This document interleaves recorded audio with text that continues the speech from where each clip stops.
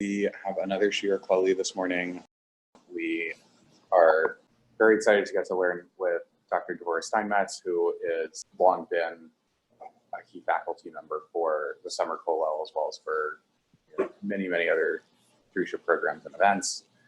Is literally in greener pastures this summer, but is able to join us for this morning, and so we're thrilled to be able to learn with you. Great, thanks. Hi, everybody. And hi, everybody that I know. I see some people that I know, and hi, everybody that I don't know. And I wish I were with you in person. That goes without saying. Did everybody get the handout? Yeah, cool. Okay, so what we're going to do this morning is I'm actually going to start with a kind of a mini shir. Then I'm going to give you some chavruta time. And then we're going to talk about what you did in chavruta. And actually, give me a second. I have to close the door to this office that I'm stealing. Hold on. Okay, and if you do have a Tanakh handy or a Mishnah Sota handy, like a real one, that would be great. If not, feel free to open Svaya at any time. I might or might not screen share, but feel free to open Svaya. It's good to actually have the whole text in front of you. Okay, so you've been learning Parak Egla Arufa this summer, and you've sort of been zooming in on one very particular part of the Masechet. And what I wanted to do this morning is kind of zoom out and think about the place of Egla Arufa in the Masechet as a whole. And that'll be the first part of this morning. And then zoom back in on a particular part of the Masechet or a particular ritual that the Masechet talks about that you're not really dealing with in your parak for the latter part of this morning's session. Also, let me say that if there's anything I say that you don't know what I'm talking about, please just interrupt in the moment. Again, you can try raising your hand, but I can only see 25 of you. So just please shout out, feel totally free to do that.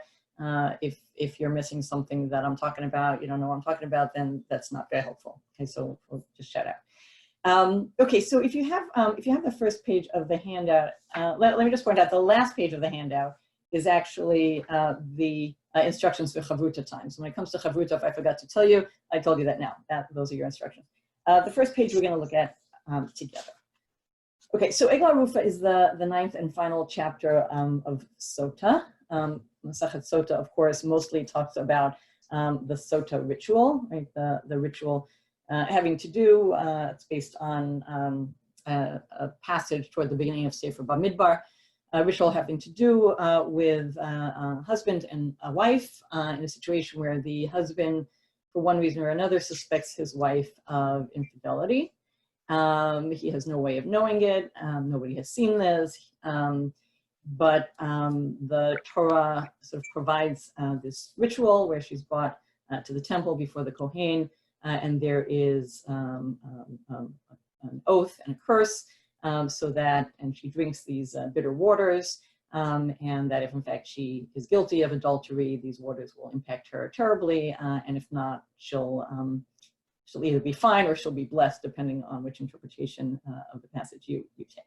Okay, so that's the first 2/3 of the Masechet. And then beginning in chapter 7, and this is the text at the top of your page, you have Elu Ne'amarin B'chol Lashon, and Mishnah Bet, Ve'elu Ne'amarin L'Shon HaKodesh. So the beginning of chapter 7, right after we finish talking about the Sota Ritual for 6 chapters, the beginning of chapter 7 says, the following rituals can be said in any language, and then Mishnah Bet, and the following rituals can only be said in the holy language, can only be said in Hebrew. Okay? And the first one of the rituals mentioned in Mishnah Aleph is Parshat Sota, right? The declaration that the Sota is to affirm, right? Accepting upon herself the curse if in fact she committed adultery. Okay, so there's a clear connection here between the first 6 chapters and the rest of the Masechet, right? In that we're talking about Parshat Sota and then all the other rituals, which ones are said in which language. And that's how Egla Arufa comes in, right? If you look toward the end of Mishnah Bet, and I underlined this, one of the things that is said only in Hebrew is Parshat Egla Arufa, right? The declaration that the elders make, Yadeinu lo shafchot hadam hazeh, right? Our hands did not spill this blood, right? Etc. That can only be said in the holy language.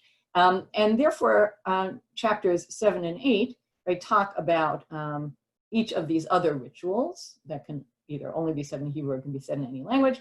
And chapter 9 talks about Egla Arufa. Now, if you look at these two Mishnayot, you can see straight out that actually something is out of order, right? Because if you look at Mishnah Bet, it almost ends with Pashat Egla Arufa, but actually doesn't end with Pashat Egla Arufa. It ends with one other thing, Mashuach Milchama B'Sha'ah Shemedaber El Ha'am, right? The specially anointed priest whose job it is to go out with the people when they go to war, and the speech that that person makes to the people as they're about to go out to war actually comes after Egla Arufa in this list. But in the order of the Mishnah's actual delving into each of these rituals, Egla Arufa comes last. And I want to highlight that. In other words, the way the Masechet is structured is that the ritual of Egla Arufa is the last ritual that's discussed in the Masechet, even though, right, that violates the order in which the things are listed in the Mishnah. And so it seems to me that that's a very deliberate choice. Right? It seems to me that the Masechet wants to end with Egla Arufa. It actually ends with something after Egla Arufa. The last ritual that it talks about is Egla Arufa, that it deliberately wants to do that. And I think that it wants to do that because the Masechet is working with a parallel between Egla Arufa on the one hand and Sota on the other hand. And before I even talk to you about what I think that parallel is, I want to just look at the next two sources, next to Mishnayot on this page to show you one of the many ways that the Mishnayot draw a parallel between these two rituals. So if you look at the next two Mishnayot, the first one is Perek Vav Mishnah Daled, which is toward the end of the 6th chapter chunk of the Masechet that talks about Sota. And the second one is from Perek Tet Mishnah Chet, which is toward the end, right, of the last chapter where we're talking about Egla Arufa. And we're not going to discuss the content of these Mishnayot. It's not 100% clear what they mean. The Gemara has a particular understanding of it. But you can see straight out that these two Mishnayot are nearly identical, right? Eid omer nitmeit ve'eid omer lo nitmeit. Isha omer nitmeit ve'isha omer lo nitmeit, hayta shota. Echad omer nitmeit u'shnayim omrim lo nitmeit, hayta shota. But if shnayim omrim nitmeit ve'echad omer lo nitmeit, lo hayta shota. And the next Mishnah, really identical, just changing the verbs, right? Eid echad omer ra'iti et hahoreg, eid echad omer lo ra'ita, isha omeret ra'iti v'isha omeret lo ra'it, hayu orfim, etc. Right? So each one in completely parallel fashion, it talks about different situations where one witness says one thing and another says another thing, or two say one thing and another says another thing. And in each of these cases, whether in fact you go ahead with the Sota ritual or you don't go ahead with the Sota ritual, whether you go ahead with the Egla Arufa ritual or whether you don't go ahead with the Egla Arufa ritual. Right? So these are completely identical Mishnayot, right, with just the variables of whether we're talking about Sota or Egla Arufa changed. Okay. And if you look at the second to last passage on this first page, you see a Mishnah, which this Mishnah is the Mishnah right after the Mishnah that we just read about the witnesses. This Mishnah launches the Coda of the Masechet. The Coda of the Masechet talks about things that used to be but are no longer. And the first of those Mishnayot talks about, and if you just look for a second, we'll get back to this Mishnah in a minute, but if you just look for a second at the parts that I underlined, right, talks about Batla Egla Arufa and Pasku Maim Hamarim, right, that there was a point in time where the ritual of Egla Arufa was obliterated, meaning no longer did anybody ever do the ritual of Egla Arufa. And in parallel with that, it talks about a point of time at which the ritual of Sota, the bitter waters, was abolished. Right? It was no longer done. So right there, right, you have this parallel between these two rituals. The Mishnah knows of a time, remembers a time when these things were done, and knows of a time when those things were stopped forever. And it's that Mishnah which then launches, again, the Coda of Masechet, which talks about a whole bunch of things which are no longer, and looks back at this ideal past where there were people who did X and people who did Y, and we no longer have such people. So we could go on with this. Right? There are many, many parallels, but I just wanted to start out by pointing out that Egla Arufa and Sota are the kind of envelope at the beginning and end of the Masechet, and that the Mishnah seems to go out of its way to point to parallels between the two of them. Okay? And having kind of shown that, I want to talk really very briefly, I think, about what's similar, right, about Sota and Egla Arufa. We're not going to go deep into either one of them. I'm just going to say things which I think are kind of fairly obvious at first glance, which is that both Sota and Egla Arufa are rituals that are done when we're missing some information. Okay, so they're sort of the inverse or converse of each other. Right? In Sota, we know who we are. We know who we're suspicious of. Whom we're suspicious of. Right? The husband is suspicious of his wife, but we don't actually know whether or not the sin was done. And in Egla Arufa, it's exactly the opposite of that. Right? We know that the crime was done. Right? We have a murdered corpse in front of us, but we have no idea who did it. So in each case, there's something that either was or wasn't done, right? And there's somebody who either did or didn't do it, or we don't know who that person is. Right? And so there's a sort of a grievous sin of concern that we can't address through the ordinary means with which society addresses violations of their norms. In Sota, we can't address it because we don't know if she did it. And in Egla Arufa, we can address it because we don't know who did it. That is a problem for the society. And if you think of the two sins that are at stake here, right, it's the sin of adultery on the one hand, the sin of murder on the other hand, right? Adultery and murder, of course, are two of the big three, right? The big three cardinal sins, if we can use that term, right, are forbidden sexual relationships, murder, and avodah zarah and idolatry. We know that. But in addition, it's these sins which are seen by the Torah as posing a threat to the land of Israel itself, the very land, and as posing a threat to Israel's ability to be on the land. And I'll just show you that. I'm going to screen share for a second. Do you prefer a screen share, or do you prefer opening a Tanakh or Sfaria? Just like, I don't know how you can indicate that. Raise your hand, your physical hand, if you prefer screen share to opening your own text. Okay, so I'm going to screen share. It'll just take me a second to do that. So this is Vayikra chapter 18. This is one of the two chapters in Vayikra that gives a list of the sexual violations. And here, right, in verse 24, you guys can see, right? Michael, nod if you can see. Yeah, okay, thanks. So, al titamu b'chal ela, ki b'chal ela nitmu hagoyim asher ani meshaleach mipnechem. Do not defile yourselves in any of these ways, because the nations that I'm casting out from before you defiled themselves in these ways. 25, vatitma haaretz. So the land became defiled, right? Through these sexual sins, the land itself became defiled, right? These nations did all of these abhorrent things, and the land, using my mouse here, the land was defiled. So don't do it, right? V'lo taki haaretz etchem v'tamachem ota kasher ka'at hagoy asher lifnechem. So don't do it so that the land not spew you out or not vomit you out when you defile it, as it spewed out the nation that is before you. Okay, so this is probably the most vivid passage that explicates, right, that these sexual violations defile the land and make it impossible for people who do them to remain in the land.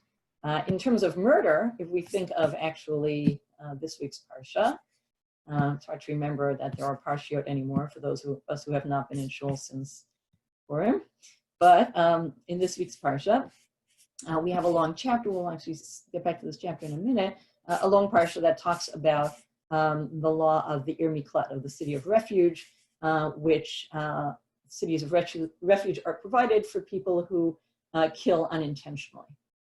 And this chapter goes to great pains to help us differentiate between how we know whether somebody killed intentionally, somebody committed an act that we would call murder, as opposed to if somebody killed unintentionally. And again, the one who kills intentionally, the murderer, is to be killed, and the one who kills unintentionally is to go to this miklat, to this city of refuge.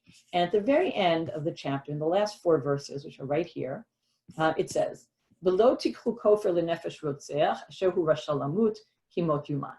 You can't accept a ransom for the life of a murderer who is guilty of a capital crime. He must be put to death. Meaning, if somebody intentionally murdered, you're supposed to put him to death, and you can't take a ransom for that. And similarly, right, in very parallel pasuk, the next pasuk, and you also can't accept a ransom that somebody wants to offer instead of fleeing to a city of refuge. In the case of one person who killed unintentionally, you can't do that. The person has to go to the city of refuge and stay there until the Kohen Gadol, until the high priest dies. Okay, so you can't accept a ransom for either of these cases, whether the person killed intentionally or unintentionally. Something has to be done, and you can't accept a ransom in exchange. And then the Torah spells out why not, and it says, "V'lo tachnifu et haaretz asher atem ba ki adam hu yachnif et haaretz v'la'aretz lo yichupar l'adam asher shupach ba ki im b'dam shofcho. V'lo tetameh et haaretz asher atem yoshvim ba asher ani shochim b'tocha ki ani Hashem shochim b'toch b'nei Yisrael." You shall not pollute the land which you are in. The blood pollutes the land, and the land can have no expiation for the blood that has been shed on it, other than through the blood of the one who shed it. You shall not defile the land which you are dwelling in which I myself dwell, because I am the Lord. Would it be possible to enlarge the text a little bit? Go ahead. Sorry, yeah, Ella, I can't hear you. Say it again. Would it be possible to enlarge the text a little bit? It's hard for me to see. Yes, I shall try. Is that good? Okay. So I'm actually going to stop the share now anyway, but great, thanks. So so those are the 2 sins, right? The sins of the sexual violations and murder, defile the land, and make it impossible for the people to stay in the land. And so these 2 sins in particular, right, the Torah says in the situation where something was done secretly, right, the Torah uses words like v'ne'elam, v'nistera, v'ein idba, lo noda, v'einenu lo ra'u. We didn't see it. There was no witness. It was hidden. It is not known. Right? These are terms that are used in Sota and Egla Arufa, right, that the Torah provides some way for the community to deal with that, so that these sins, which society has no normal way to deal with, right, has no regular way to deal with, do not undermine the society's ability to remain as a society that holds up these norms and that remains in the chosen land. Okay. Now, so I want to go back to the handout for a second, and go back to that Mishnah that I read toward the bottom of the page, the second to last source on the page. Right, again, the Mishnah here says, and I gave you the parallel Tosefta, which in a way is even more explicit about what's at stake. The Mishnah says, right, that again that there was a time when these 2 rituals were set aside, when they no longer happened, and the Mishnah gives a reason for it. Right, the Mishnah says, "Misharabu haratzchanim batla egla arufa." Right, when murderers proliferated, right, the ritual of Egla Arufa was abolished. And then the 3rd line of that Mishnah, Mishurabu hamana'afim pasku hamayim hamarim. Right, when adulterers multiplied, right, when adultery became, I wouldn't say a way of life, but sort of a not uncommon occurrence, the ritual of Sota was abolished. The Tosefta puts it a little bit differently. The Tosefta puts it, that's the text right under it, Misharabu haratzchanim batla, which is Egla Arufa, lefi she'ein Egla Arufa bal hasafek, achshav rabu hahorgim bagolui. Right? When murderers proliferated, Egla Arufa was abolished, because Egla Arufa comes for things you don't know about. But now people just murder in public, right? And a similar statement about Sota. Now, there's something about, right, this really, I think, highlights the idea that Egla Arufa and Sota, what they have in common is that it's about dealing with situations of doubt. And when something just becomes a norm, it's no longer this sort of doubt that eats away at us because we don't know how to deal with it, but it's just, this is what's happening in our society, where we're no longer sort of given the privilege, which is how these Mishnah are seeing it, Masechet Sota are seeing it, the privilege of having a tool, kind of a supernatural tool, that allows us to achieve atonement or cleansing or purification outside of the regular routines that are available to society. So again, these Masechet Sota, what I'm suggesting here, kind of as a whole, right, is addressing this issue, the issue of what happens when within a society things happen that the society doesn't know about, can't know about, and has no way to resolve with its ordinary institutional tools, right? What happens? And whereas the rituals are rituals that at a time, long ago, right, we imagine, right, could have helped us do that.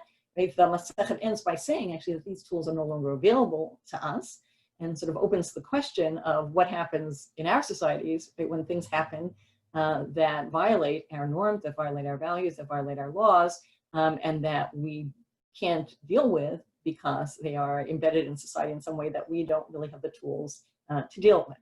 I want to point out one other thing about the Mishnayot here, which I think kind of also highlights this shared theme of Egla Arufa and Sota, and also I think raises another kind of theme in relation to them.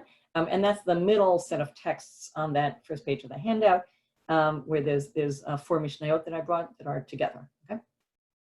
So this actually I learned from a little article written by my brother-in-law Avi Wolfish. I don't know if anybody knows him, but Avi Wolfish is an expert in actually everything, but his specialty is Mishnah. He has the bulk of his work has been on a literary approach to Mishnah, and he has a little piece about Masechet Sota, and he points out the following thing, which is that at the tail end of the first chapter, Masechet Sota in the Mishnah of Masechet Sota has several Agadic portions. And one of them comes at the tail end of the first chapter.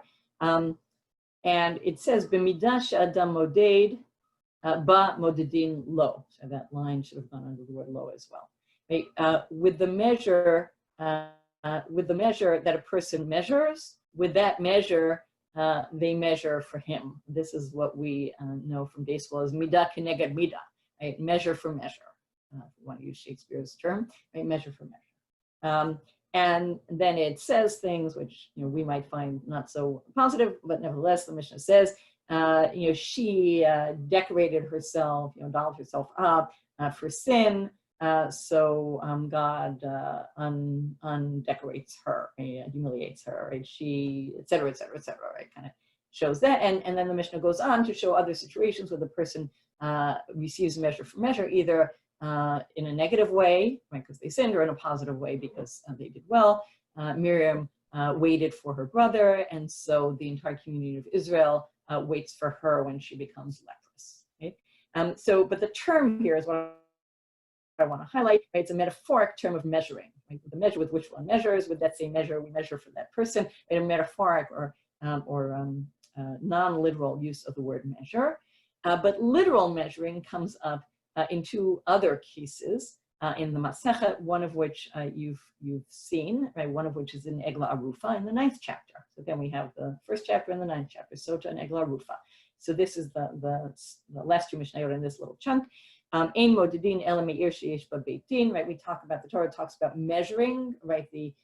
This corpse, this murdered corpse, is found in no man's land, right? In the wilderness, right? Between cities, right? Unlike nowadays, where the world that we know of, at least, is habitable, whether or not we venture into it anymore, but we see it as habitable. You drive from city to city, and the only way you know you left one city and got to the next is because it says, welcome to Tyringham, or welcome to Great Barrington. I'm in Western Massachusetts.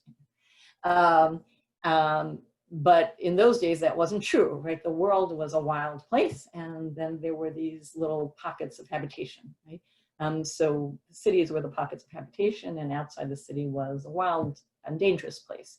And so this corpse is found in a wild and dangerous place, and there's a measurement to see which city it is closest to.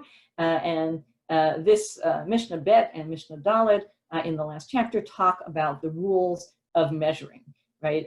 Which cities you measure in relation to, and from which part of the person's body you measure. And then surprisingly, as my brother-in-law points out, right smack in the middle of the Masechet, chapter 5, right, there's a series of Mishnayot, which all begin with the term Bo Bayom Darash, so-and-so. On that very day, so-and-so taught or explicated. And in Mishnah Gimel, in that series, it says, on that very day, Rabbi Akiva explicated. And notice this again is Bamidbar chapter 35, right, the same chapter that we just looked at, right? It's the beginning of the chapter that goes on to talk about the cities of refuge, right, this week's parsha, before talking about the details of the city of refuge and intentional and unintentional murderers. The Torah talks about designating certain cities that are going to go to the Leviim, right, the Levitical, the Levite cities, some of which, or according to some of the commentators, all of which are also cities of refuge. Right? So it's introducing the idea of cities of refuge. And here too, it talks about measuring from outside the city. Right? So here you're in the city and you're measuring from outside the city, sort of extending the city, extending the safe civilization place outward into the wilderness, as opposed to Egla Arufa, where you're in the wilderness and you're measuring toward the city. But in both of these cases, both of which have to do with murder, if you accept the idea that the Levitical cities are also places, cities of refuge for the unintentional murderer, in both of these cases, the measuring is a literal measuring, as opposed to the sort of metaphorical measuring that is set up in the first chapter in terms of Sota. So what you have here, once again, is a link, right, throughout the Masechet, a linkage between another linkage, right, between Sota and Egla Arufa. But I think it's also interesting, this notion of measuring. Are any of you kind of clinical psychologists, or raise your hand if you take statistics, do studies, sociologists? None of you? You're all rabbinical students or Torah scholar teachers? Yeah, good.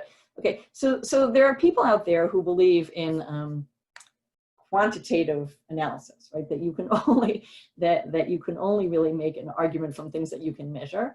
And then there's people like me, even though I love math, I took statistics and I majored in biology. I know biology is a soft science, but it's still a science.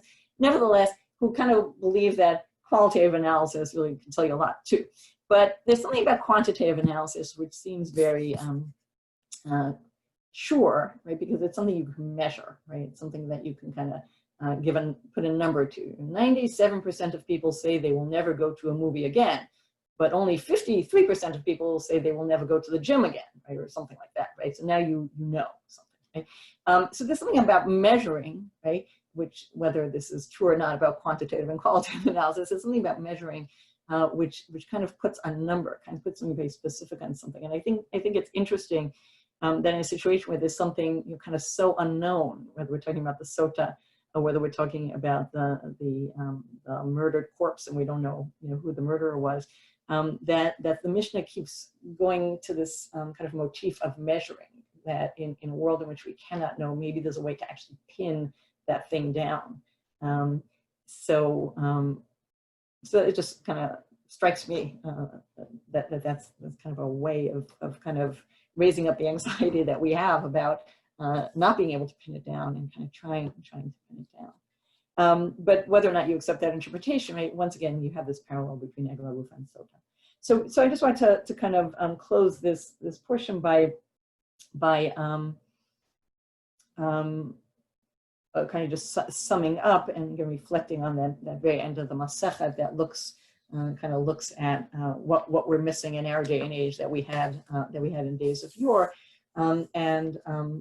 and with that, introduce what I want to talk about, and what I want you to be learning about in Chavruta, and what we'll talk about when we come back together at the end of this morning's session.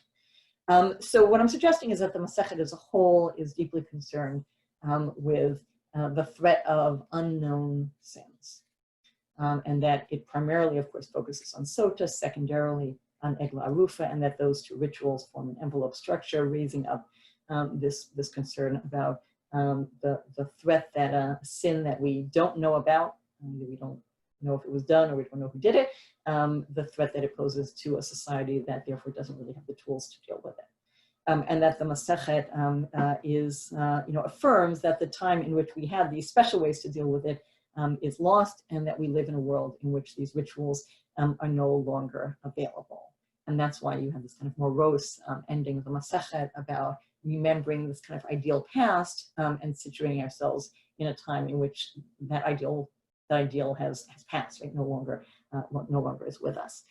So what I want to do for the rest of the session is focus in on one other ritual that the Masechet talks about, which I think also fits in with this theme. And if you look back at the very top sources on the page, you'll see it's the thing with the single underline in Mishnah Bet. And I double underlined Masechet Sota and Masechet Egla Arufa, but in Mishnah Bet I single underlined one other thing, another one of the rituals that can only be said in Hebrew, in the Holy Tongue, and that is the Berakhot uQlalot. The Berakhot uQlalot here refers to the blessings and curses which Moshe, toward the end of Sefer Devarim, instructs the people that when they cross over the Jordan River, they're to set up the people, 6 tribes are to stand on one mountain, on Har Gerizim, and 6 tribes on another mountain, Har Ebal, and the Kohanim and the Leviim on the center, and they're going to offer blessings and curses. You'll look at that passage yourselves in a minute. These Berakhot and Klalot are said by the Mishnah to be one of the rituals that has to be said in Hebrew. So I wanted to spend some time thinking with you about what that ritual is about. We're actually not going to be looking at all, or well, maybe just a little, but mostly not at all at the Gemara. We're going to be spending a lot of time looking at some biblical passages and some other rabbinic texts about those biblical passages. And again, your instructions are on the last page of the handout.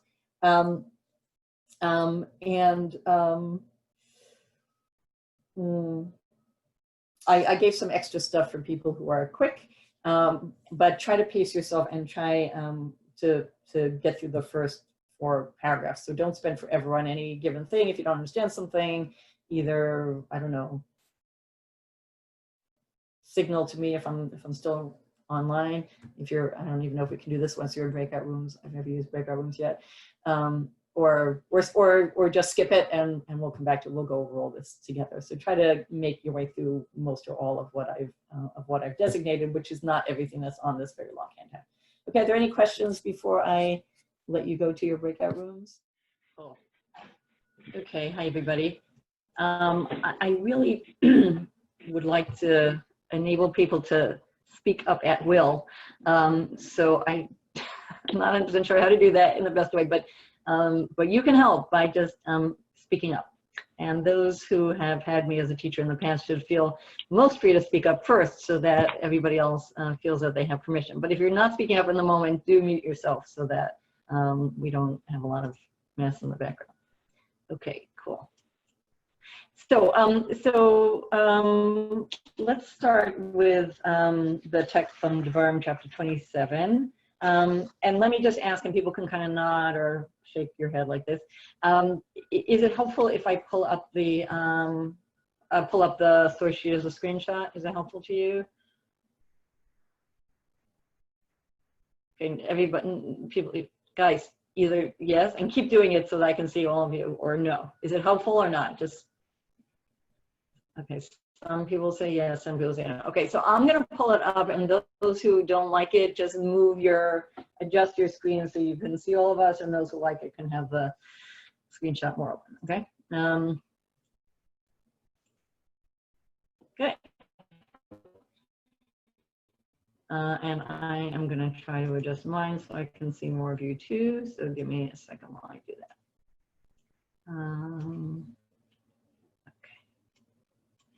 Okay, but again, I see way fewer of you when I do this, so don't try to get my attention other than by actually speaking, okay? Sorry, no, just give me a second. Okay. Okay, so Dvarim Chatzayin.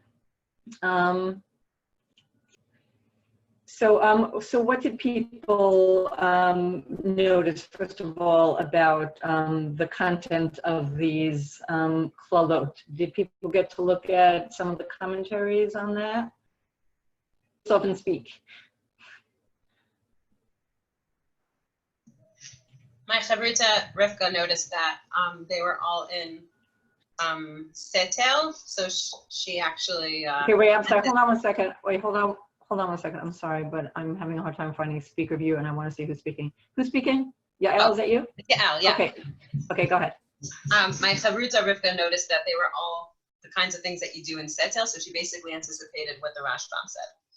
Very nice, right? So that is what the Rashbam says. Actually, all three commentators that I gave you say that.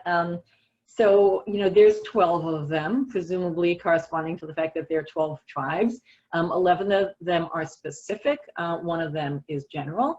And what the Rashbam and the other commentators I gave you point out is that 2 of them specify that they are sins done basater, right? Secretly here, right? One who strikes their fellow hiddenly, right?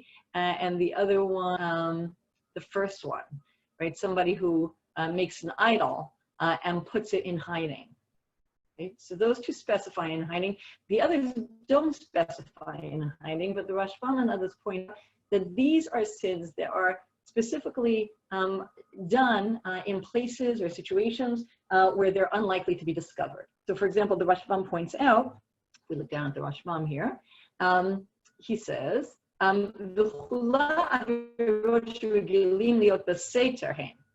They are all sins that one generally in hiding, as I'll explain in a second. Chutz mishnayim shegilim liyot pa'amin bagaloi upa'amin baseter. Except for 2 of them, which sometimes are done in hiding and sometimes are, and those 2 are avodah zarah, right, idolatry, and one who strikes their fellow. And that, therefore, in those 2 specific ones, the Torah specifies that the curse is against the person who does them in hiding, right? So, so those 2 can be publicly or in hiding. So the Torah is only directing the curse at those who do them in hiding. And the other ones are specifically done in hiding. Why? The Rashbam says, because they had no interest in issuing a curse against those who sin publicly. Why not? Because that's the job of the court. It's the job of the court to punish you for the things you do in public. And then the Rashbam actually invokes the pasuk, which we'll look at later on. So I'm going to skip that for a second. He says, hello, Tirat. Now he's going to demonstrate the point. He says, it doesn't say, cursed is the one who sleeps with his fellow's wife, right? Because everybody's going to know if he does that. In order to sleep with your fellow's wife, you've got to go into her house, right? But, so what does it say instead? It says, shochev im behema. Right? It says, Shochevim Eshet Aviv, right? If you sleep with your father's wife, of course you could be in the same house as your father's wife. She lives in your father's house. A behema, how's anybody going to know about that? Right? And he goes through each one and suggests that the specific crimes that it talks about are the crimes done in hiding. And so why do we have to curse the people who do crimes in hiding?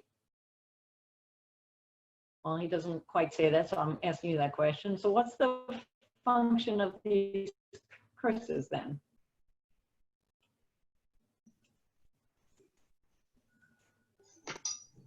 That was an actual question. Speak up.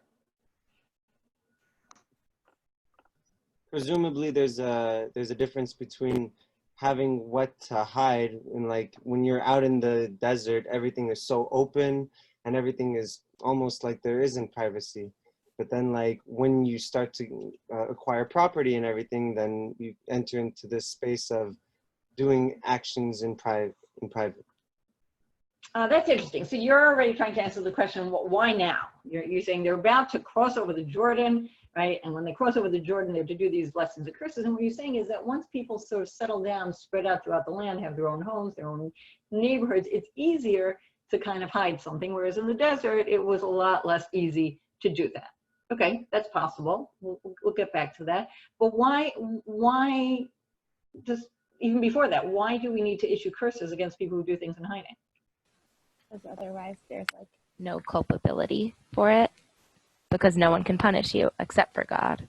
So we need God to punish you if we want anyone to like feel any kind of responsibility. I mean, at least according to like. Okay, we need God to punish you. Sorry? Say it again, Shira? I mean, like, assuming that the only thing preventing you from doing. Yeah, I kind of cut myself off with the last sentence. That like that would kind of like assume that like you'd only not do something wrong if God were to punish you.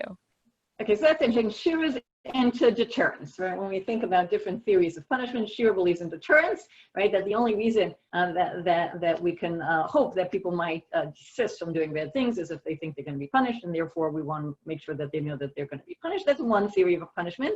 It's not the only theory of punishment.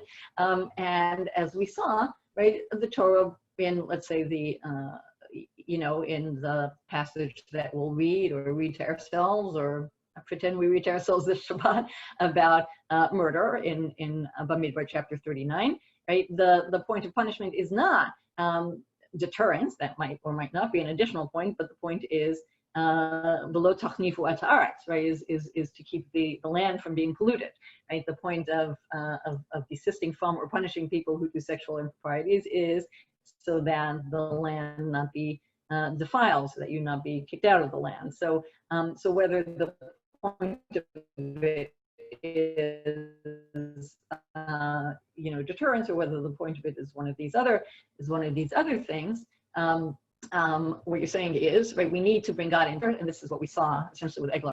Beit Din can't address.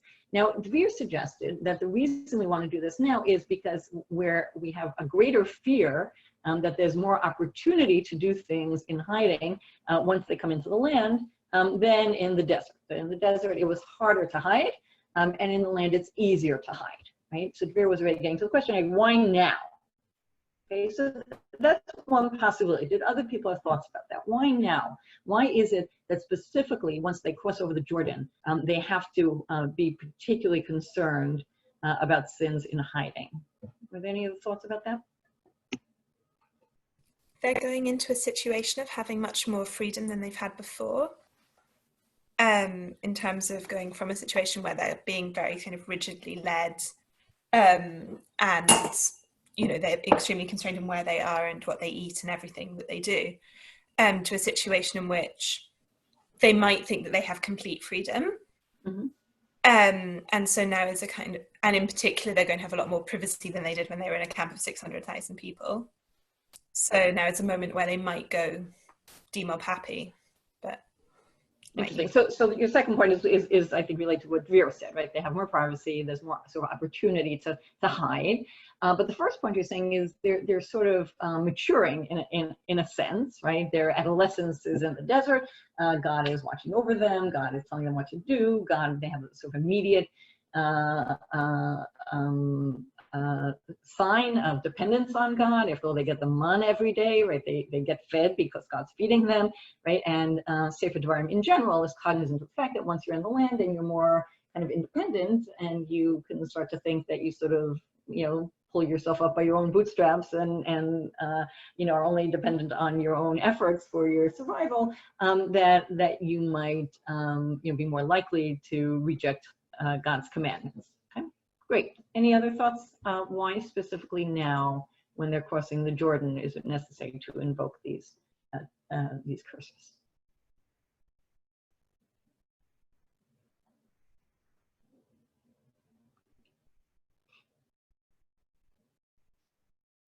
Yeah.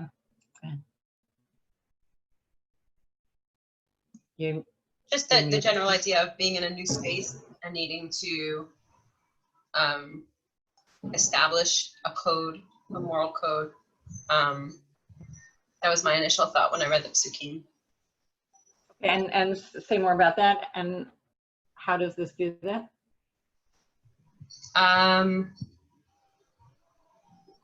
It just reminds me of like my own personal experience of moving from one community to another, or even when I'm traveling, feeling a sense of freedom and this need for, we're in a new space, but before we all go, it's just important, and also as a classroom teacher, just starting the year with a communal moral code, and setting up a sense of community. We're in a new space. Let's establish some understood principles, but not specific to the content of the these uQlalot, just the general ritual of the Harival and Hargrizim ritual.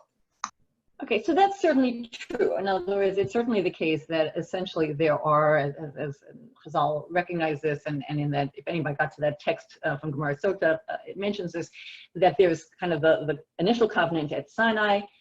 There's the kind of reaffirmation of the covenant, which is what most of Sefer Devarim is, right? You are standing here at the end of this period of travel through the desert, about to go into the land. You are a new generation, right? And the reaffirmation of the covenant with this new generation. And then looking forward to, after you cross the Jordan, Hargrizim and Harival, so a third reaffirmation of the covenant. And so I think that's very true. At the same time, I'm asking in particular why in this particular affirmation, right, we have this idea of the focus on the hidden sins, which we didn't have before, right? We didn't talk about that at Har Sinai, right? We didn't talk about that in the previous, 27 chapters, right? It's all of a sudden now, when you get to the Jordan, right, after you pass over, right, we have to worry about that. Okay, we're going to hold this question. Go ahead, Miriam. Were you raising your hand? Yeah, I was just going to suggest that this is the moment that all of the laws have been building towards, going into a land and having society for the first time, and that this is the moment where those laws have more significance than walking through the desert.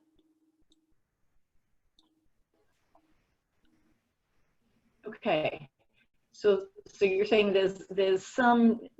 It's not just a new stage, a new year, a new something. It's that there's a people when they come into the land, and maybe that's what's necessitating this. Okay, let's hold all these thoughts, and we're gonna continue on this theme. I mean, this is our theme for the morning. Okay, so let's turn to this wonderful pasuk, Hanistarot Lashem Elokeinu, and I'll try to pull this up here. Here we go. As I pointed out in, oh sorry, I forgot to share it. Let me do that. And again, I'm not really seeing you once I pull this up, so just speak up. Don't try to raise your hand or anything. So it's this pasuk up here. It's one of 10 places in the Torah and another 5 places in Nach, where there are dots above some of the letters. As I pointed out, in most manuscripts, there's a dot. I did this wrong. There's a dot also over this ayin. The daled and next ayin should not be read. Just this first ayin should also have a dot in most biblical manuscripts, and we'll be working with that reading. Hanistarot Lashem Elokeinu. Now, the first thing that's important to notice is that this pasuk comes shortly after the Berakhot and uQlalot that we just looked at. Right? The uQlalot are in chapter 27, goes through the end of chapter 27, and this is the end of chapter 29. Okay, so there's not a lot in between. We'll talk in a minute about what's in between. Okay, but this is sort of closing off that passage. Hanistarot Lashem Elokeinu v'niglot lanu ulevanenu ad olam la'asot et kol divrei haTorah zo. The hidden things are for the Lord our God, and the revealed things are for us and for our children forever, to do, to perform, to fulfill all of the words of this Torah.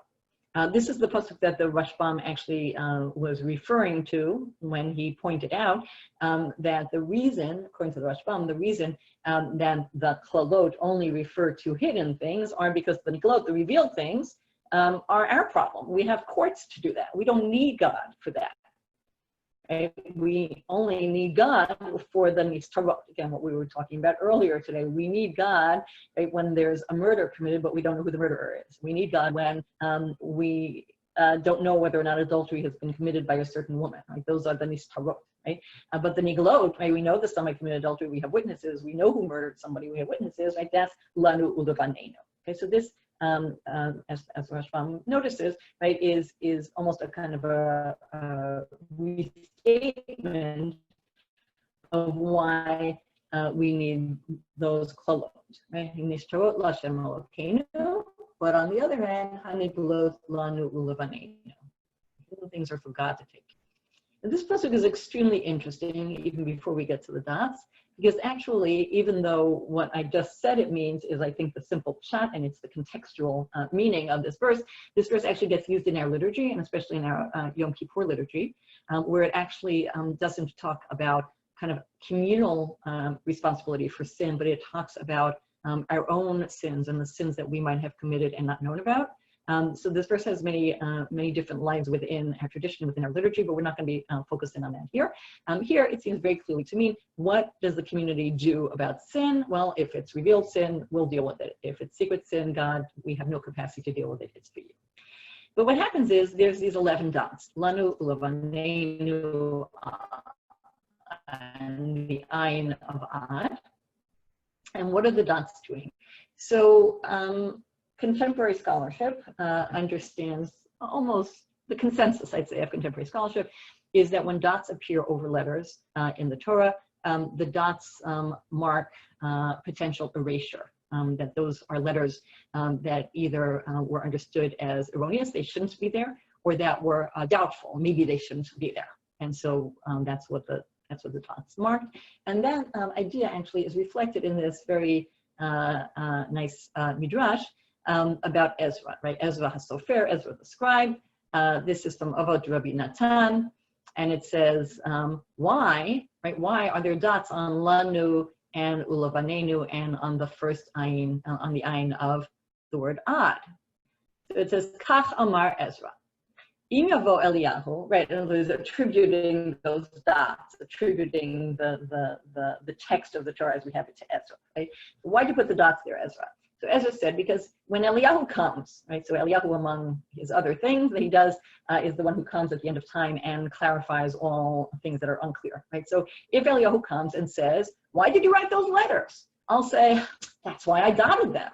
And if he says, oh, you wrote those letters well, it's a good thing you wrote those letters, I'll just take away the dots. In other words, Ezra is hedging his bets. Do these words belong there?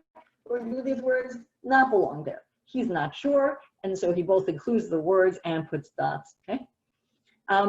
At the same time, generally speaking, actually universally speaking, when there are dots over letters, rabbinic midrashim about those words, generally suggesting that you can read the verse with the dots, with the dotted letters, and right, not or, but and you can also read the verse without the dotted letters. Okay? And for this, we're going to go to the text in Sanhedrin. We'll get back to the Mechilta in a minute if I remember, or if somebody is nice enough to remind me. So for this, we're going to go to this little passage in Sanhedrin. This passage, as I mentioned, talks about, actually, even before we get to the passage in Sanhedrin, I want to show you something else. For those of you who have Tanachim available, or for those of you who can open Sparia. Oh, sure, go ahead, yeah. Yep. If I were to read the verse without the dots. Yeah, I'll go. Oh, can you hear me? Oh. Yes, I can. Oh, okay. If I were to read the verse without the dots, it would be the unearth. Okay. But the dot over the ayin is confusing because it seems like I should skip the word ad. The unearth. That's correct. I'll get, yes, Yael, we'll get to that. That's a good observation. And this is actually the only place of the 10 dotted places in the Torah. It's the only place where you have, sorry, I'm opening Sparia as we speak. It's the only place where you have dots over a part of a word, where if you delete that part of the word cannot be read. In other words, there are a couple of other places where there's a dot over or out, you could still read the word. But in this case, you can't, and that's very important. We'll get to that in a second, okay? I'm just trying to open Sparia to share the text I want you to look at. Give me a second. Okay, so before we get to the Gemara text on the dots, I want to just show you the context here. Okay, so here, right here, is the end of the passage about the curses, right? Chapter 27. Okay, chapter 29 is this. Sorry, chapter 28 is this terrible, very long chapter that everybody hates to read in shul. There are all sorts of traditions about who gets to be called up for this and who doesn't get to be called up for this, right? All of the what we call the tochacha, the terrible things that will happen if people don't follow the words of the Torah. That's chapter 28, very, very long. Very long. And then chapter 29, which ends with the pasuk that we're focusing on now, the pasuk and we can spend a long time in chapter 29, but if you feel like looking at it afterwards, I recommend it. Chapter 29 is interesting because it talks about you're going into the land, and it's possible that when you come into the land, there's going to be somebody, right here, there's going to be an individual, or maybe a family, or maybe a tribe, which decides to do avodah zarah. And within this, and they imagine that they can kind of do it in hiding, and nobody's going to know, and they're going to be fine, and they're not going to be subject to these curses. But actually, it's not going to work that way. God is going to punish the entire community, and people are going to walk by and say, what happened to this land? Why is it desolate? What happened to these inhabitants? It's a terrible, terrible prognostication. If you look through this chapter, which we're not going to do together, this chapter plays repeatedly off of the text and the ideas of Sota, right? The person who has been unfaithful to their spouse, the people being unfaithful to God, drinking bitter waters, doing something secretly, the curse that the person thinks that they can get away from, the curse that's written in a scroll, right, like the Sota drinks, the erasure, which it comes up in the Sota passage as well, right? So there's this notion here too of somebody who thinks that they can sort of get away within society, get away with doing avodah zarah, but actually everybody will suffer for that person or that family's sin, and that ends. It's that where hanistorot v'haniglot, where this verse comes up. So once again, I tried to kind of fill in the context here, right? The deep concern that you're going to get to the land, and there's going to be somebody who's going to go off the path and who's going to do some terrible thing that will undermine the entire society. And interestingly, right, that it picks up on the idea of Sota, on this unfaithfulness which somebody does in secret, and that threatens the core of the society. Okay, so let's go back to the handout. Again, that share, and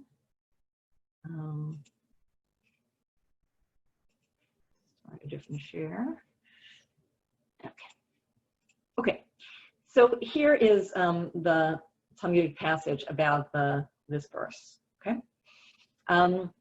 The Talmud passage is talking about Achan. I don't know how many of you got to look at the passage in Yehoshua, which is the passage about Achan.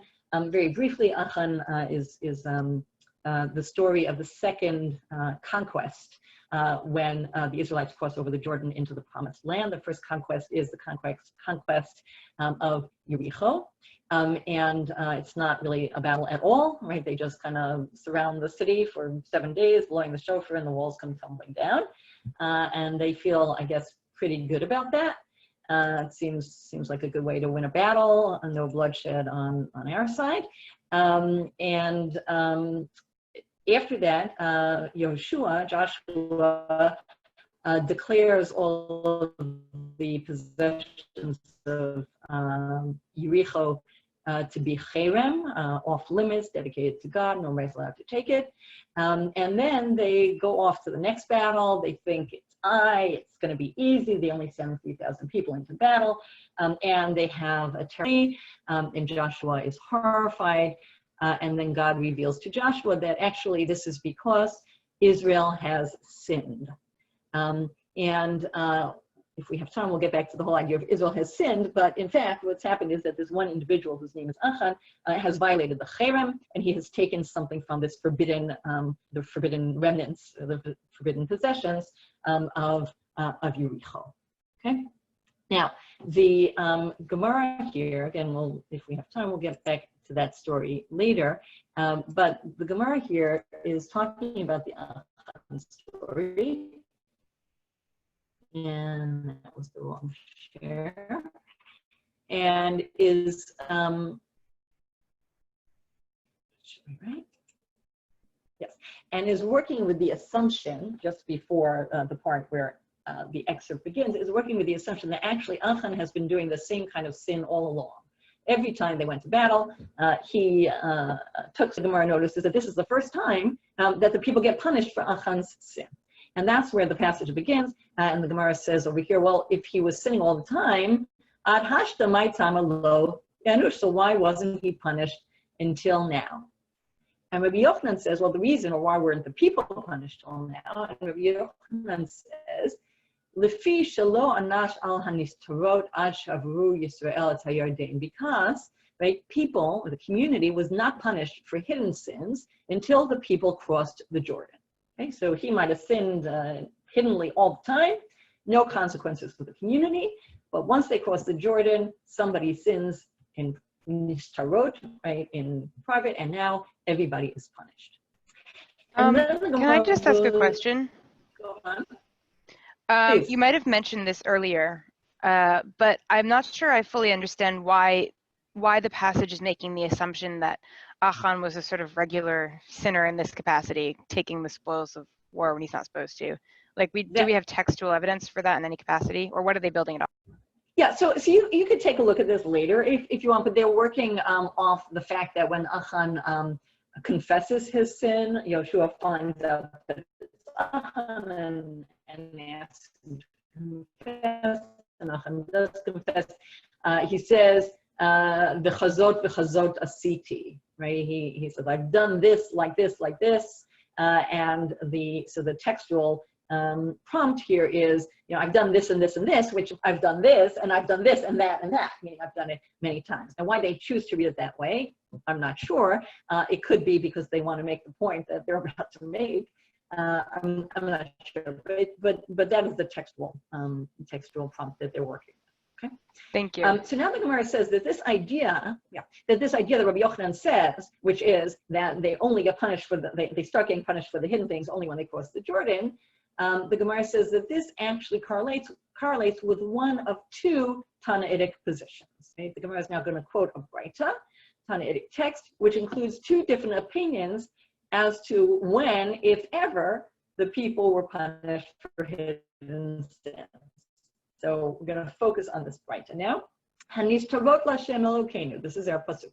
Hanistarot Lashem Elokeinu v'haniglot lanu ulevanenu ad olam. And Yael, I'll get to your question in a minute, I promise. Lama nakud alanu ulevanenu val ayin sheba'ad. Right? Why is it dotted on the words lanu ulevanenu and on the ayin of the word ad? Rabbi Yehuda says this teaches shelo anash al hanistarot ad shavu et hayarden.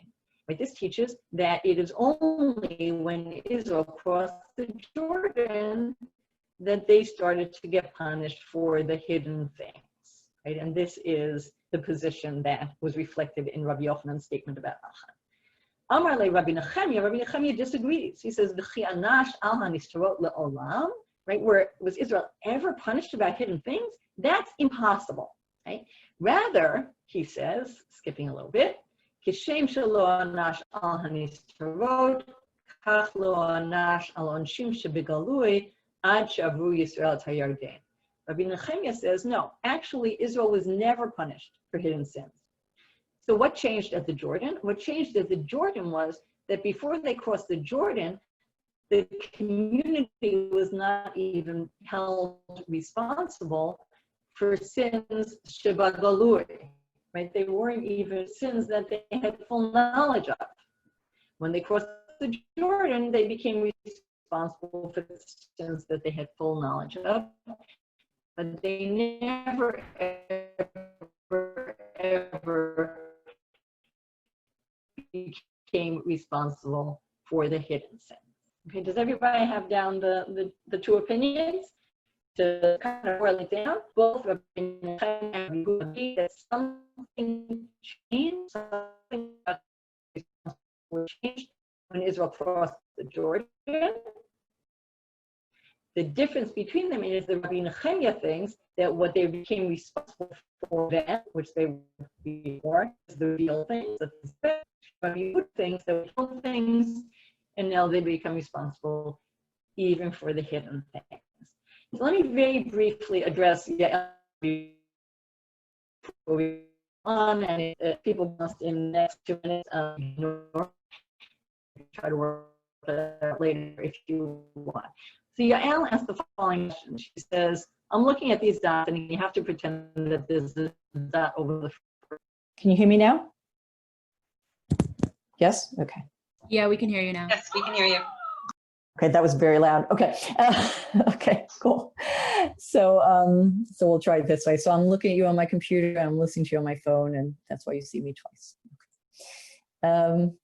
Okay. Let's see if this works now. Okay, so I'm just going to explain the thing with the dots briefly, and again, this is not really central to what we're talking about. So if it doesn't make sense to you, you can skip it, and I'm happy to talk to you about later. You can read what Rashi says. But what seems to be is that the assumption on the part of the commentators as to what's going on in this Talmudic text is that the dots actually don't belong on Lanu Ulevanenu and the Ayin. They actually belong on Lashem Elokeinu, which, if you count it, is 11 letters. Those 11 letters could not be dotted themselves because it would be disrespectful to mark God's name for erasure. Okay, but that's really where the dots were supposed to be, which would explain why you have this very weird thing of just the ayin, since the ayin can't be erased, because then you're left with d, which means nothing. Okay, let's assume that that's correct. We'll just read, I don't want to get into both Rabbi Yehuda and Rabbi Nehemiah. We'll just read Rabbi Yehuda's position, how he's reading this text, and he's reading it like this. So think of this now as what's read, the Lashem Elokeinu, right? This is where the dots are. Take the dots away from here in your mind, okay? So now we have two readings of the Pasuk. One reading is with all the words in it. The hidden things are for the Lord our God, and the revealed things are for us. That's how we were reading it all along. We deal with the things that we know about. We have a court for that. We have systems for that. That's our jobs. But the hidden things, since we have no way to deal with that, God deals with that instead. First reading. Second reading, take out Lashem Elokeinu. Now we read the verse like this: Hanistarot v'haniglot lanu ulevanenu. Both the hidden things and the revealed things are for us and our children.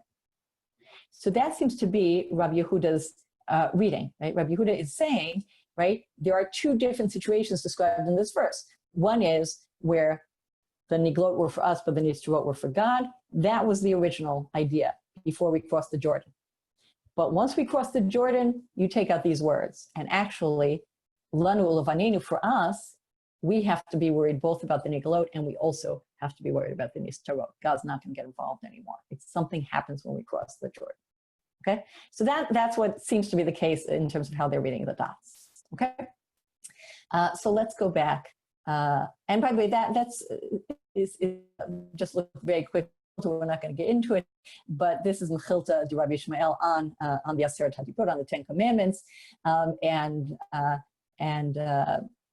it says, we'll just look at the third line, right? Lo al haniglot bilvad nigla hakadosh baruch hu aleihem lechot brit imahem ela af al hastarim. That when God revealed God's self to the people at Sinai and wanting to enter into a covenant with them, God wanted to enter into a covenant not only about the niglot, but also on the starim, not only about the things that are done publicly, but also on the things that are done in hiding. And the people said, we're not signing that contract. Amulo al hagluyim anu kortim britim chavolo al starim. Okay, we'll enter into a covenant with you, taking responsibility for the things that we know about, but we are not entering into a covenant about the things we don't know about. Shelo yehei echad mimenu chotei baseter v'yehei tzidur mitmashkein. Right? We don't want a situation where one individual sins privately and the whole community is held responsible for that. Okay, so there's this idea, right, that they never really wanted to be responsible for things, but Seder, and at Sinai they weren't. At Sinai they were not held accountable. They did not accept that responsibility, and the community was not held responsible. But according to Rabbi Yehuda, that all changes when they cross over, and that, according to the Gemara, is why Achan, when a single individual sins, and yet God can say Chata Yisrael, Israel has sinned. Why God can hold the entire community responsible for what a single person has done. So I want to pause there for a minute and think about that. Okay, how do you make sense of that, right? Rabbi Yehuda is claiming that once the people come into the land, even if somebody does something that nobody else knows about, right? Achan's sin, for example, nobody knows about it. In fact, even after Joshua is told that somebody has sinned, Joshua has no idea who it is. Like, God needs to tell Joshua how he can figure out who it is. Like, nobody knows about it. And when we finally find out it's Achan, right? Achan says, well, I hid the stuff, it's under my tent. Right? Nobody could have known. So how could it be that everybody's held to account for that? So if you want to speak again, I can only see some of you at a time. So don't, Gabi, I see you. So just speak. Don't bother raising your hand. Just unmute and speak. Go ahead. Okay. One of the reasons could be because there's a possibility that the land of Israel will reject the people if they don't behave. There needs to be an element of communal responsibility, because if they don't act well, like they don't behave well, then that's it. They all suffer. Okay, so that's an important possibility, right? That what changes when they cross over is that they're in the land of Israel. In other words, that it's not about the crossing over and what happens to the people per se. It's about being in the land of Israel, relating to what we saw earlier this morning, those texts that we saw from Vayikra chapter 13, Bamidbar chapter 35, right? That in this land, if you sin, if you do grievous sins, like adultery or like murder, right? That this land will spew you out, right? That this land is a holy land. It's the land in which God dwells. These sins pollute the land, and you cannot live in the land. And therefore, it's what you're saying is it's a function of crossing over into the land. And crossing over into the land, the specialness, the holiness, the God-presentness of the land of Israel means that something, that even the sin of an individual has an impact. Okay, possibly number one. Devora, go ahead. I think kind of that metaphor of the land spewing you out through doing a sin that's like done in private really resonates with the Garden of Eden of Adam. They did in private, and then he was spewed out by the land. And I think also that interaction of that like is highlighted through them, Hashem wanting ideally for people to be responsible for what happens in private, is a microcosm of what eventually transpired between the Egla Arufa and Isha Sota, where ideally we were holding people responsible for these grievous sins that are done privately. But as you highlighted with the term midah, the midot of the community started to degrade over time, where the shock value of such a horrendous symbol of of a stomach exploding, or like to break the neck of a calf, like it's so horrendous that shock value wore off and people were desensitized to it, and that over time the people within their private realms weren't able to hold other people responsible for the sins that are done, and like we lost a handle on it. Okay, so you make a couple of points. First of all, in terms of the Gan Eden story, there are actually a lot of echoes of the Gan Eden story in the Achan story. So if you get to read that over, Joshua chapter 7, you'll see that when Achan describes his sin, it's very much described in terms of the taking of the fruit of the Eitz Hadat, of the tree of knowledge. And of course, the land of Israel is very much seen in many biblical texts as a kind of not a return to Eden. You never return to Eden because we've eaten of the fruit of the tree of knowledge. So we never return to Eden, but as a kind of different kind of Eden in which we have to obey God, and God dwells in our midst. So there's a lot going on there about the land of Israel being Eden-like in that way, and disobedience casts you out as it casts you out of Eden. In terms of the shock value, I don't think those texts at the end of Sota are saying, I mean, it's an interesting idea, but I'm not sure that they're saying that the reason those two rituals kind of were abolished is because the shock value of the ritual went away. I think it has to do with the shock value of the sin, right? There's so many murders, you know. I mean, I remember many years ago in the summer of 1980, my husband and I were in Israel for a month, and I remember there was like a kidnapping, and nobody had ever heard of that kind of crime in Israel at the time, you know. And you imagine a community where like nobody ever hears of a murder, you know, nobody hears of a kidnapping, nobody ever hears of adultery, as opposed to a community in which, you know, we may see those as terrible things, but there's nothing shocking about it. We know that happens all the time. So it's hard to say that that it shakes the community to its foundations in the same way. I think it may be that that the Mishnah or the Tosefta is pointing to. It may also be the idea that certainly is clear in the Prakim about Sota, and made quite explicit, which is that the Sota waters only work when everybody else is completely pure sexual improprieties. It only works if the husband's pure. It only works if the right, if the community and the Ramban al HaTorah actually spells this out very clearly, that that he sees it as a kind of a gift given to a community that values this kind of purity. And once the community doesn't value it, that gift is taken away. If you're not concerned about that, then you don't need or deserve, right, something that enables you to retain it. So did you all shut down your videos, or is my internet just too bad to show it? So I'm not seeing a lot of you. Okay, Eliana, go ahead. Yeah, is it possible also maybe it's about the transference of leadership? When they're in the desert, you have this kind of like really kind of godly presence that seems to be ruling over everything, or in this direct connection with Moshe, who's speaking like mouth to God. You can really basically, justice is very present.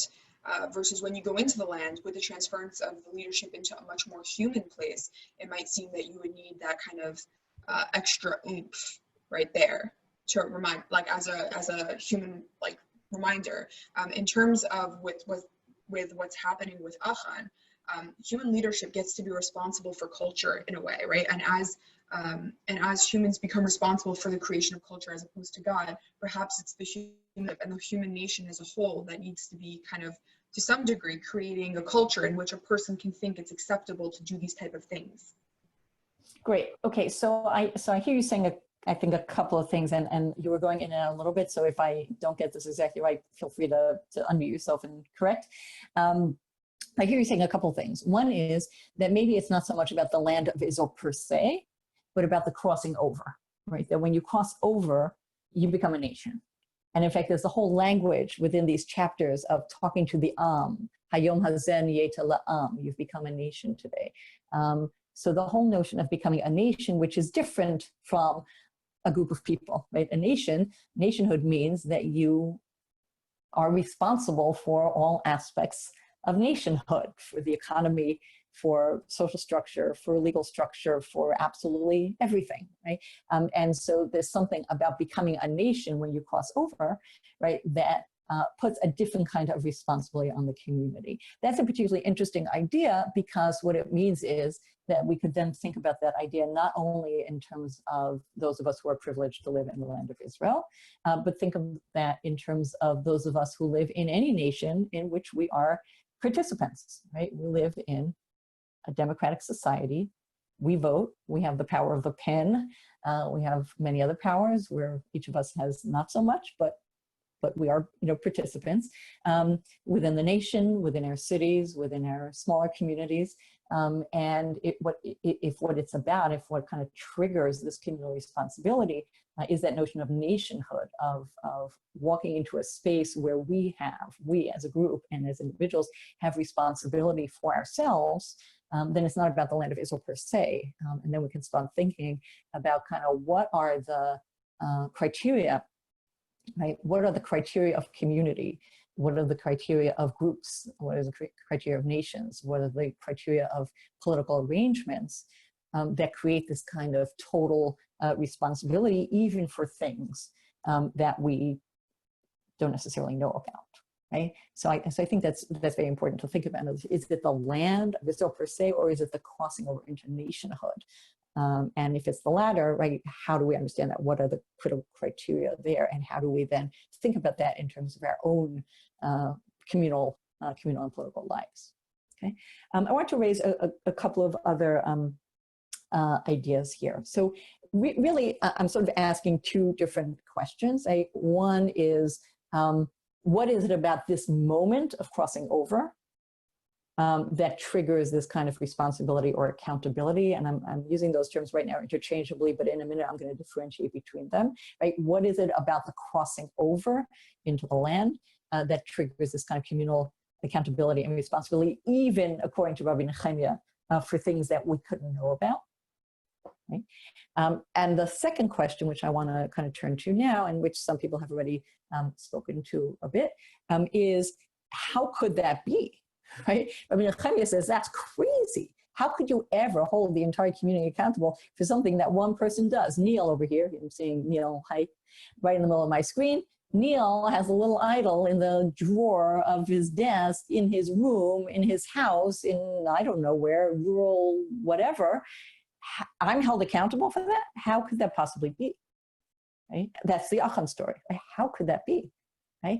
And I wanted to suggest kind of 4 different ways of thinking about that.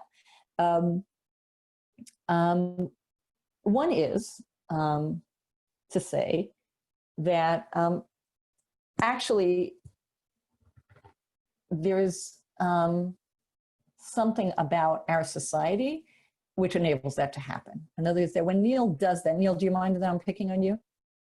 Neil, I think you're frozen. If you mind, unmute yourself and tell me you mind. But meanwhile, I don't mind. Go ahead. Okay, thanks, Neil. That if Neil does such a thing, that actually says something about our society as a whole.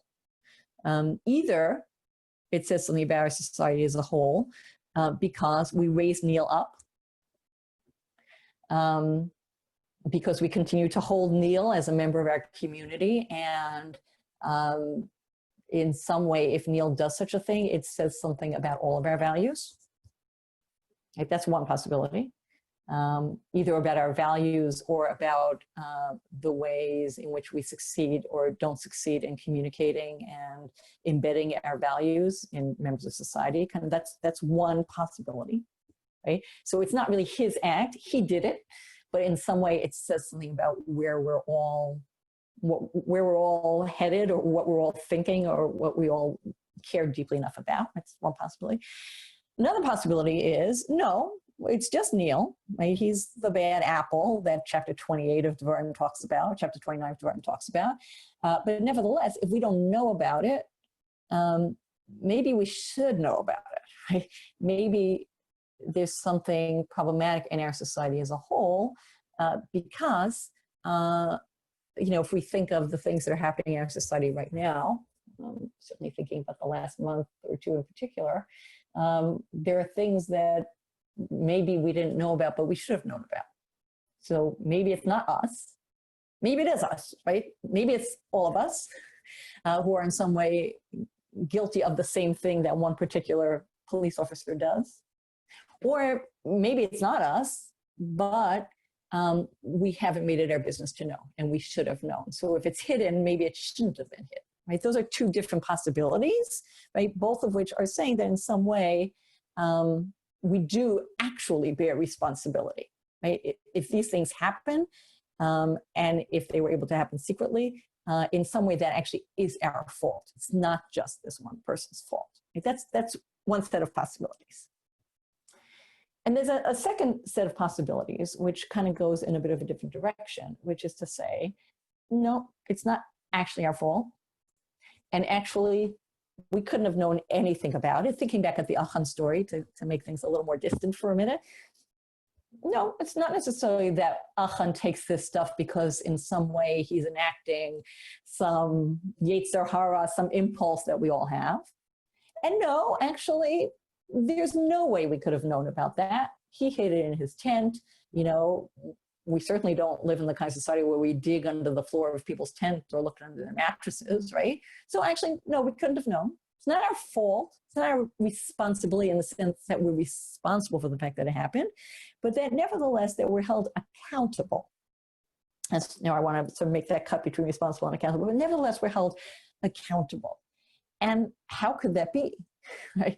And so I want to suggest kind of two things there as well. One is, it may simply be the reality of what it means to be a group, right? That what it means to be a group is that you're held accountable for what other people do, even if there's nothing you could have done about it, right? That this sort of, am echad, guf echad, that in some sense we're actually one body, right? This plays out in, I think Micah's there someplace, Micah. So the text that we did, Neil, I'm not sure if you were there for that, but the text that we did at the end of the semester about arevut, right? And how we understand that notion of mutual responsibility. And one way to understand it, and one way that some of our early rabbinic interpreters understand the notion of arevut, kol Yisrael arevim ze bazeh, is that they're actually a single mixture, right? That we're actually, there's no Neil versus Naomi versus Eliana, I'm just reading the names on my screen, versus me, right? We're actually all kind of a single body. And therefore, there's no such thing as your responsibility versus my responsibility. In some sense, once we're talking about that kind of political entity, once we think about an right, we're all actually, there's no full distinction, right? That we accept responsibility for one another. Rashi actually invokes this notion of arevut in his commentary on that little passage from Sanhedrin that we just read. He said, when they stood at Har Gerizim and Har Eval, they became arevim. They took on responsibility for each other. And that's true whether or not I knew what you were doing and whether or not I caused you or in some way participated in what you did. I'm still responsible. That's what it means to kind of be that single nation. Right? So I'm held accountable even if I'm not responsible in the causal sense. And a final possibility, I'm just going to sketch out a kind of 4 different models here. Right? The final possibility is it's not even so much that I'm held accountable, but simply that our fates are intertwined. Right? That when something, that once you enter into a situation where you live together as a community or as a people in your land, and this would be, as Vera pointed out, even more true in the land of Israel, but it could actually be true in America or wherever some of you are. I know you're not actually all in America, so I don't want to be too America-centric. That once you live, in a community, and this is true of micro communities as well as of macro communities like nations and countries, that your fate is intertwined. And if one person does something, whether or not you were responsible and whether or not you're held accountable, that nevertheless, that it impacts everybody in that community anyway. Right? Somebody puts poison in the water, you're poisoned, right? Somebody kind of brings defilement into your community. Somebody brings bad stuff into your community. The community now has bad stuff in it, whether or not it was your fault, whether or not you're responsible, whether or not you're held accountable, right? So that's more of a kind of a shared destiny idea than it is necessarily of a kind of shared responsibility idea. Okay, so there's only a couple minutes left, so let me try to sum up a little bit what I've been trying to do together with you this morning. I think we're early afternoon on the East Coast. So we started the morning by talking about the place of Egla Arufa in Masechet Sota. I suggested that there was a deliberate attempt to frame the Masechet with those 2 rituals, Sota at the beginning, Egla Arufa at the end, that there were multiple ways in which the Mishnah was signaling parallels between those 2 things, and that if in fact we think about those 2 things, those 2 rituals, that both of them that each of them is a ritual that is done in order to disclose something that is secret or hidden or in doubt. In the case of Egla Arufa, we have a murdered corpse. We don't know who did the murder. In the case of Sota, we have this woman before us, and we don't know if she did the sin. And that these are these two of the three cardinal sins of murder on the one hand, Gilui Arayot on the other hand, two of the sins which the Torah describes vividly as defiling the land and as undermining the people's ability to be in the land. So that's what we talked about in the first part of the morning. And then what we move toward is this topic of the Berakhot and uQlalot, where here too, we see that what's at the center of concern is sins that are done in secret, very similar to Sota, right? Where the word Seter is used, right? Sins that are done in secret, that the community is extremely limited in its ability to deal with, and yet which pose a serious threat to the community, and especially the community as it steps over the Jordan and becomes a nation in its own land. And the Berakhot and uQlalot is very much sort of in line with Egla Arufa on the other hand and Sota on the other hand, as an attempt at sort of bringing God into the picture, because we know that we have limited ability to deal with those kinds of acts.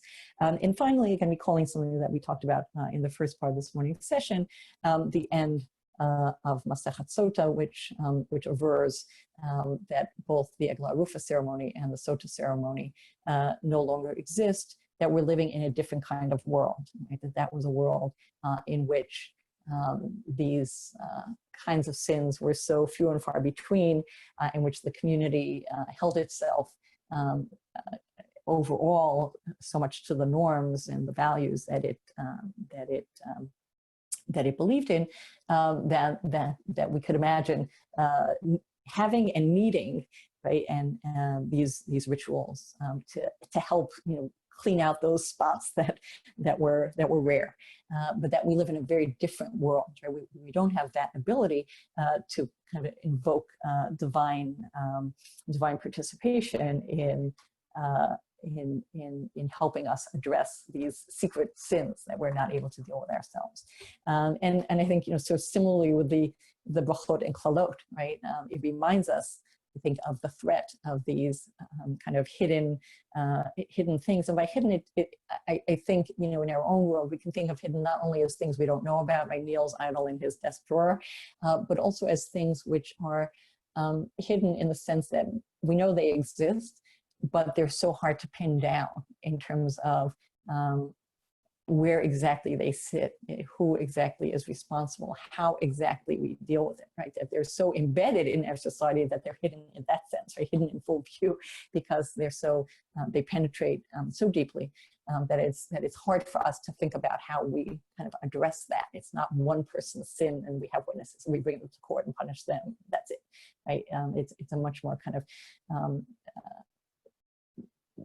doubtful, again, not in the sense that we don't know about it, but in the sense more the Egla Arufa kind of doubtful, right? We to try to kind of pin down exactly how to address it, exactly where responsibility lies, exactly how we deal with that.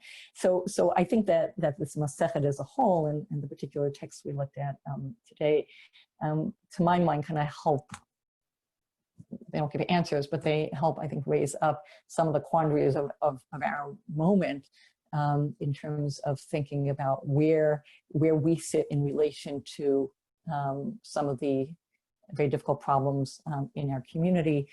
What are the kind of criteria of participation in community that allows us to all be responsible for one another, and also recognizing that as our Masechet ends, that our world is a lot more complicated than a world in which we could hope and imagine that there were rituals that could somehow cleanse these impurities, from our societies. And the tools are now kind of completely in our hands at the same time that the tools that we have are inadequate to fully address the task. So I'm gonna end with that, there are like, I don't know, about 15 minutes before your next session. And I'm sure you all want to break, but I am also going to stay on for the next few minutes in case people have any thoughts or comments or questions that they'd like to share. And Shabbat Shalom to everybody. Thank you. Good Shabbos. Shabbat Shalom, and thank you so much. Shabbos, And thank you. Devora. Thank you. And yes, we will be back in this exact same Zoom room in about 15 minutes for Hachana Shabbat. Feel free to take a break. Feel free to stay and ask some questions. Yeah. Okay, I have a question. Can you hear that in the back, or it's okay? I hear you. Go ahead. Okay. What do you think the significance is of Egla Arufa being the last parak in the Masechet? So what I was suggesting earlier was, and again, that's not the obvious place for it, right? Because that's not where it comes in the listing in the beginning of Elul Nemarim. I took it to be a way of kind of enveloping the structure of the Masechet with Sota on the one hand, Egla Arufa on the other hand. Those are the two rituals that really, raise up this issue of the unknown and our limited ability to address sins that happen in our midst. And again, those two, cardinal sins of Shfichut Damim and Gilui Arayot. So that's what I made of it. Meshuach Mechama is very nice and interesting, but it really isn't about that. And that the Masechet wanted to kind of bookend with those two things. That's what I took. But if you have other thoughts, I'd love to hear them. Yeah, I know. I also have one other question. Go ahead. So when it talked about midah k'neged midah for the shvatim, we took it to understand that it was each line of arur was personalized per shevet. I don't know if that's a reading that is possible. That's really interesting. Of each shevet has their own weakness and yeah, that's interesting. I never thought of that. I don't know. That'd be interesting to look at. Right, I wonder if each like Ruvain has, Shochevim Eshad Aviv, right? For example, right? Right, like that works. Right. Yeah, I don't know. It's an interesting idea. It'd be interesting to look at. I have no idea. I've just kind of tried to wonder kind of why these 6 and those 6, and I haven't gotten very far. Okay. Yeah. Well, that's somebody. Yeah, I don't know. That's an interesting question to see whether those map in any way on the Shvatim. Don't know. Interesting thought. Thank you so much. This is really, really cool. Thank you. Hey, Zev, go ahead. How you doing? I'm good. Thank you. We noticed that the arurs were kind of central around the big 3, and the then also had about the blind person and the shochad. Did you see some sort of connection in the categories there? Interesting. I hadn't really thought about that. You have makla vivimo, masigvo ve'ehu, mashke ve'baderach mata mishpat geritzon v'amana, and then you have and lokeach shochad lakot nefesh dam naki. It's about half and half, right? 4 of them are sexual sins. The first one is idolatry, and the last one, lakot nefesh dam naki, I guess kind of related to murder as well as judgment. Yeah, not really, other than to say kind of the obvious, which is that it raises up those things which might seem less terrible, and puts them up there with the big 3. But did you have more thoughts about that, Seth? No. Yeah, interesting point. Thank you. Yeah, I don't know. I have a question. Yeah, go ahead, Gloria. Hi. Hi. Could you point us to some more sources about the phenomenon of dots over the letters? Sure. Yes. Can you email me and I'll send you some stuff? There's a book. I mean, I don't know if anybody can get books, but you can actually definitely see parts of this on like Google Books. There's a book which was originally published in like 1906, but it's like it was redone by Katav, and you can definitely find parts of it on Google Books. It's by a guy named, I don't know how you say Butin or Butin, B-U-T-I-N. If you Google the 10 dots or 10 dotted verses, the book is called The 10 Nikudoth with a Q and a TH. But there's actually, if you Google the 10 dotted places in the Bible or 15 dotted places, because there's 5 in Nach, this stuff will pop up. Emmanuel Tov, also, you can find like bits of all this stuff online. Yeah, but if you can't find any of that stuff, email me and I could probably send it to you too. Okay? Yeah. Cool. All right. Shabbat Shalom, everybody. Good talking with you. One day we'll do this in person, I hope. Thank you so much. Shabbos. Hebrew College people, special shout out. It's good to see you all. And last summer, Drisha people, special shout out too. Good to see you too. Good to see you. And everybody else. And Elizabeth. It's been a long time. Shabbat Shalom. Shabbat Shalom. Shabbat Shalom.